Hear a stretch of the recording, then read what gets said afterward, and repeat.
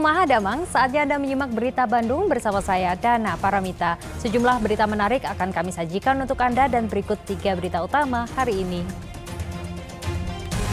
Tabung gas meledak di acara pernikahan. Belasan orang di Mulyasari Cirebon mengalami luka bakar.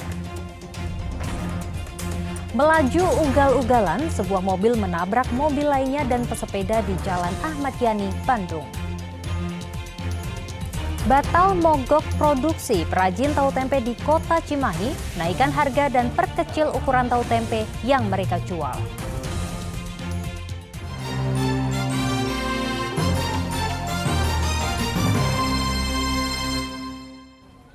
Informasi pertama untuk Anda, 5 unit rumah di kawasan padat penduduk di Kecamatan Kota Kulon, Kabupaten Garut terbakar. Dugaan sementara kebakaran disebabkan korsleting listrik dari mesin pemanas air. Kebakaran melanda permukiman padat penduduk di wilayah Daya Handap, Kelurahan Kota Kulon, Kecamatan Garut Kota, Kabupaten Garut pada Minggu siang.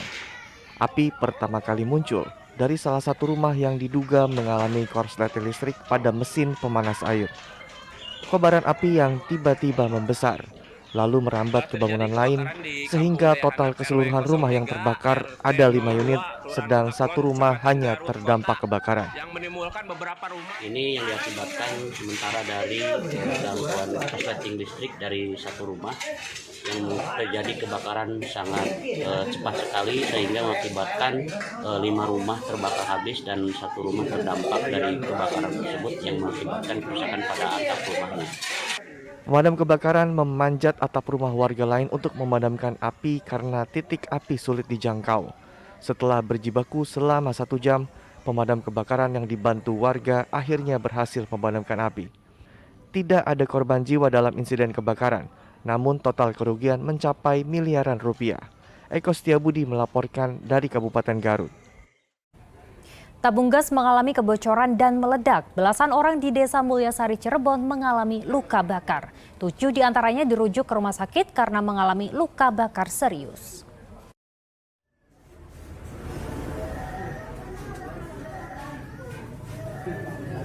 Belasan warga Desa Mulyasari, Kecamatan Losari, Kabupaten Cirebon terpaksa dilarikan ke Puskesmas Losari karena mengalami luka bakar setelah tabung gas di acara pesta pernikahan mengalami kebocoran dan meledak. Kejadian ini bermula saat warga yang sedang memasak untuk makanan prasmanan acara pesta pernikahan. Tak disangka tabung gas yang digunakan untuk memasak bocor sehingga meledak dan mengeluarkan api. Ledakan tabung gas kemudian melukai 14 orang. Mereka yang terluka mulai dari juru masak dan juga tamu undangan. Yang hajatan itu ketika sudah diproses akad nikah sudah selesai, gak lama langsung nyamber itu gas. Ya. Langsung artinya dikiranya aman, tapi seketika tidak diduga langsung nyembus. Jadi di situ situasi kondisi di situ tempatnya lagi ramai mau prasmanan. Jadi di situ campur ada orang tua, ada anak muda juga, anak kecil juga. 14 orang mengalami luka bakar di bagian kaki, lengan tangan, kepala hingga wajah. 7 korban diantaranya dirujuk ke rumah sakit Walid karena mengalami luka bakar yang cukup serius, sedang 8 korban lainnya hanya menjalani rawat jalan di puskesmas. Semua kaki, kedua tangan, dan bahkan yang ke wajah. Ada yang wajah? Banyak Yang wajah. Sampai rambutnya itu jadi kayak yang Gosong. Seperti itu, berbaunya gurih. Informasinya ada yang cukup parah dan dirujuk oleh pihak Ya puskesmas. lumayan parah sih, termasuknya udah masuk grade 3, 2 gitu kan. Berapa persen? Ya. 80-90%. Karena kedua kaki kena, kedua tangan kena, dan itu pun sudah menimbulkan kayak yang bengkak itu. Makanya kita infeksi kan, berarti ada infeksi itu. Berapa yang dirujuk? Sekitar 7 orang. 7. Petugas dari Polsek Losari kini tengah melakukan penyelidikan dengan mengamankan tabung gas dan meminta keterangan dari sejumlah saksi. Maruli Habibi melaporkan dari Kabupaten Cirebon.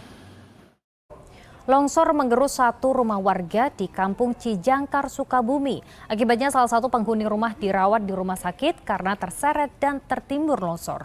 Meski demikian, nyawa korban masih bisa diselamatkan. pribadi gitu kan. Rumah milik Ali Sadikin di Kampung Cijangkar, Kecamatan Citamiang, Kota Sukabumi tergerus longsor hingga nyaris ambruk pada Minggu sore. Pondasi rumah yang terletak di bantaran Sungai Cisarua diduga tak kuat menahan debit air sehingga bagian belakang rumah rusak parah. Saat peristiwa terjadi, Ali dan Giman sedang berada di dalam rumah. Giman yang berusia 60 tahun sempat terseret longsor dan setengah tubuh Giman tertimbun material longsor. Badan Penanggulangan Bencana Daerah Kota Sukabumi bersama relawan lalu melakukan pertolongan. Giman dievakuasi dari timbunan longsor, ia dibawa ke rumah sakit agar mendapatkan pertolongan medis. Menurut BPBD, saat ini penanganan yang dilakukan pihaknya hanya upaya pencegahan dan mensterilisasi lokasi bencana agar tidak didatangi warga. BPBD akan berkoordinasi dengan pihak terkait untuk perbaikan rumah milik Ali. Kalau penanganan, arti kata perbaikan untuk BPBD sebenarnya kita tidak melaksanakan ke fisik ya. Kita hanya pada saat pas kebencanaan saja. Nanti setelah kebencanaan paling kita berkoordinasi dengan pihak atau instansi yang terkait berkaitan dengan pembangunan fisiknya atau perbaikannya gitu. Itu pun kita lagi menunggu surat laporan dari pihak RT RW, terus dari pihak kelurahan Nengleng, begitu. Selain memasang pelang bencana, BPBD juga menyerahkan bantuan berupa terpal dan sembako untuk meringankan beban korban. Sedang pemilik rumah untuk sementara mengungsi ke tempat yang lebih aman. Asep Didi melaporkan dari Kota Sukabumi. Jasad Azra Nabila, mahasiswi IPB yang hilang terseret banjir di Jalan Dadali, Kota Bogor akhirnya ditemukan. Jasad Azra ditemukan di aliran banjir Kanal Barat Tambora, Jakarta Barat dalam kondisi meninggal dunia.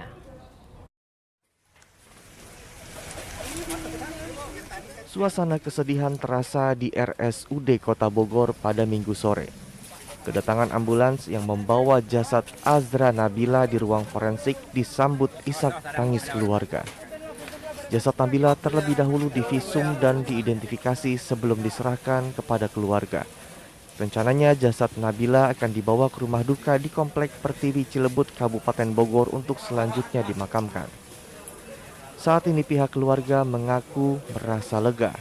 Mereka pun mengucapkan rasa terima kasih kepada semua pihak yang telah membantu pencarian jasad Azra. Ingin mengucapkan terima kasih yang sebesar-besarnya kepada semua pihak yang telah membantu proses pencarian dari awal sampai saat ini. Adik saya Azra Nabila ditemukan. Kami juga mohon maaf apabila dari keluarga ada satu dan lain hal yang kurang.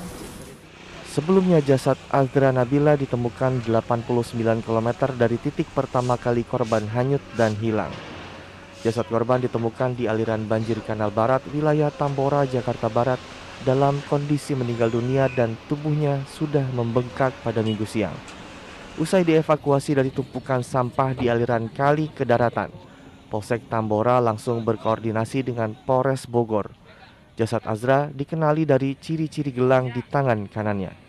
Dari pihak keluarga setelah dihubungi menyatakan bahwa berdasarkan ciri-ciri pakaian yang digunakan oleh korban yang ditemukan di sini, di TKP sini, kemudian dengan gelang yang ada di tangan kanan, keluarga meyakini bahwa jenazah tersebut adalah adik kita saudari AN yang sempat pada hari Senin menjadi korban terseret banjir di Tanah Sereal. Azra Nabila yang merupakan mahasiswi IPB terseret arus banjir hingga hilang saat melintas di Jalan Dadali, Kota Bogor pada 11 Oktober lalu. Korban terseret bersama sepeda motornya.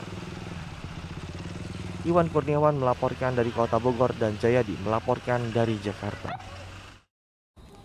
Sementara itu, jasad Azra Nabila yang sebelumnya sudah ditemukan di wilayah Tambora, Jakarta Barat dimakamkan pada Minggu malam. Usai disolatkan, jenazah Azra Nabila langsung dibawa ke tempat pemakaman umum yang tak jauh dari rumah duka di Cilebut, Sukaraja, Kabupaten Bogor.